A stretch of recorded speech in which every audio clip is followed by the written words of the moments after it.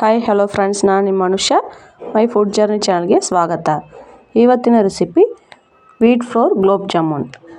ಗೋಧಿ ಹಿಟ್ಟಿನಲ್ಲಿ ಹೆಂಗೆ ಗುಲಾಬ್ ಜಾಮೂನ್ ಮಾಡೋದು ತೋರಿಸ್ಕೊಡ್ತಾ ಇದ್ದೀನಿ. ಅದಕ್ಕೆ ಮೊದಲು 2 ಕಪ್ಪಷ್ಟು ಗೋಧಿ ಹಿಟ್ಟು ತೊಗೊಳ್ಳಿ. ಅದ್ರ ಜೊತೆಗೆ ಒಂದು ಪಿಂಚಷ್ಟು ಸಾಲ್ಟ್ ಹಾಕ್ಕೊಳ್ಳಿ. ಜಾಸ್ತಿ ಬೇಕಾಗಿರೋ ಒಂದು ಸ್ವಲ್ಪ ಹಾಕ್ಕೊಂಡ್ರೆ ಸಾಕು. ಕಾಯಿಸಿ ಆರಿಸಿಟ್ಟಿರೋವಂಥ ಹಾಲನ್ನ ಸೇರಿಸ್ಕೊತಾ ಇದ್ದೀನಿ. ಹಸಿ ಹಾಲು ಇಲ್ಲಿ ಸೇರ್ಸೋಕೆ ಹೋಗಬಾರ್ದು. ಕಾಯಿಸಿ ಆರಿಸಿಟ್ಟಿರೋವಂಥ ಹಾಲನ್ನ ಸೇರಿಸ್ಕೊಳ್ಳಿ. ಸ್ವಲ್ಪ ಸ್ವಲ್ಪನೇ ಸೇರಿಸ್ಕೊಂಡು ನೀಟಾಗೆಲ್ಲ ಒಂದು ಸತಿ ಕಲಿಸ್ಕೊಂಬಿಡಿ. ಒಂದೇ ಸತಿ ಜಾಸ್ತಿ ಹಾಲು ಹಾಕ್ಬಿಟ್ಟು ಕಲ್ಸೋಕೆ ಹೋಗ್ಬಿಡಿ. ಒಂದು ಸ್ವಲ್ಪ ಸ್ವಲ್ಪ ಹಾಕ್ಕೊಂಡು ನೀಟಾಗಿ ಎಲ್ಲ ಕಡೆನೂ ಮಿಕ್ಸ್ ಮಾಡ್ಕೊಳ್ಳಿ ನೀಟಾಗಿ.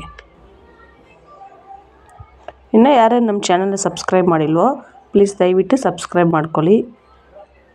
ನಾವು ಮಾಮೂಲಿ ಗುಲಾಬ್ ಜಾಮೂನ್ ರೆಡಿಮೇಡ್ ತೊಗೊಂಬಂದು ಮಾಡ್ತಾಯಿರ್ತೀವಿ. ಅದಕ್ಕಿಂತ ಈ ಥರ ವೀಟ್ ಫ್ಲೋರ್ ಮಾಡೋದ್ರಿಂದ ಟೇಸ್ಟು ತುಂಬಾ ಚೆನ್ನಾಗಿರುತ್ತೆ. ಅಂಗಡಿ ಥರನೇ ಟೇಸ್ಟು ಇರುತ್ತೆ. ಒಂದು ಸತಿ ಟ್ರೈ ಮಾಡಿ ಫ್ರೆಂಡ್ಸ್. ಅದೇ ಥರ ಸಾಫ್ಟೂ ಸಿಗುತ್ತೆ. ಸ್ವಲ್ಪ ನಿಧಾನಕ್ಕೆ ನೀವು ಕಲಿಸ್ಕೊಬೇಕಾಗುತ್ತೆ. ನೋಡಿ, ಈ ಥರ ಒಂದು ಸ್ವಲ್ಪ ಸ್ವಲ್ಪ ಹಾಲು ಹಾಕ್ಕೊಂಡು ನೀಟಾಗಿ ಕಲಿಸ್ಕೊಳ್ಳಿ.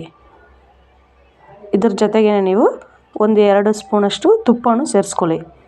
ಯಾಕೆ ಅಂಟು ಇರುತ್ತಲ್ವ, ಈಗ ಎಣ್ಣೆನೋ ಮತ್ತು ತುಪ್ಪನೂ ಸೇರಿಸ್ಕೊಳ್ಳೋದ್ರಿಂದ ಆ ಥರ ಇಲ್ಲದೆ ತುಂಬಾ ಮತ್ತು ಹಸಿಟ್ಟು ಸ್ವಲ್ಪ ಸಾಫ್ಟ್ ಆಗೋಕ್ಕೂ ಹೆಲ್ಪ್ ಆಗುತ್ತೆ. ನೋಡಿ, ಈ ಥರ ಇಷ್ಟೊಂದು ಸಾಫ್ಟ್ ಇರಬೇಕು.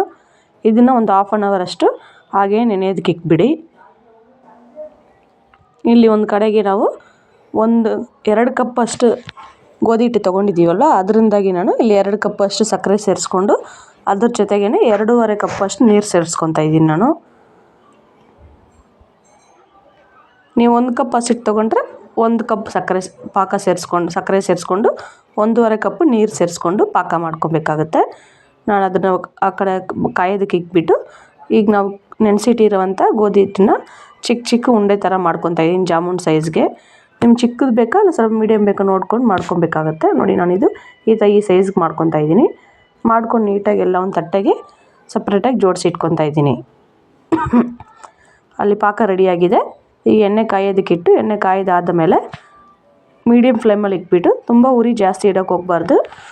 ಮೇಲ್ಗಡೆ ಬ್ರೌನ್ ಆಗಿಬಿಡುತ್ತೆ, ಒಳಗಡೆ ಏನು ಬೇಯೋಕ್ಕೆ ಹೋಗಲ್ಲ, ಹಾಗೇ ಇರುತ್ತೆ.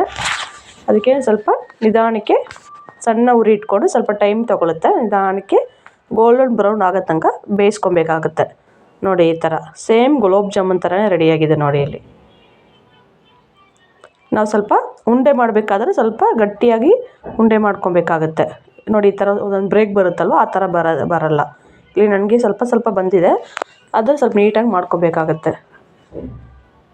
ಅದ್ರ ಜೊತೆಗೇ ಬಿಸಿ ಬಿಸಿ ಇರುವಂಥ ಸಕ್ಕರೆ ಪಾಕವನ್ನು ಹಾಗೇ ಸೇರಿಸ್ಕೊತಾ ಇದ್ದೀನಿ. ಇನ್ನೊಂದು ತುಂಬ ಗಟ್ಟಿ ಆಗಿಬಿಡುತ್ತೆ. ಬಿಸಿ ಬಿಸಿ ಇರ್ತೇನೆ ಸೇರಿಸ್ಕೋಬೇಕಾಗುತ್ತೆ. ನೋಡಿ, ಈ ಥರ ಸೇರಿಸ್ಕೊಳ್ಳೋದ್ರಿಂದ ಜಾಮೂನು ಸಾಫ್ಟಾಗೂ ಸಿಗುತ್ತೆ, ತುಂಬ ಟೇಸ್ಟಿಯಾಗಿರುತ್ತೆ. ಒಂದು ಸತಿ ಟ್ರೈ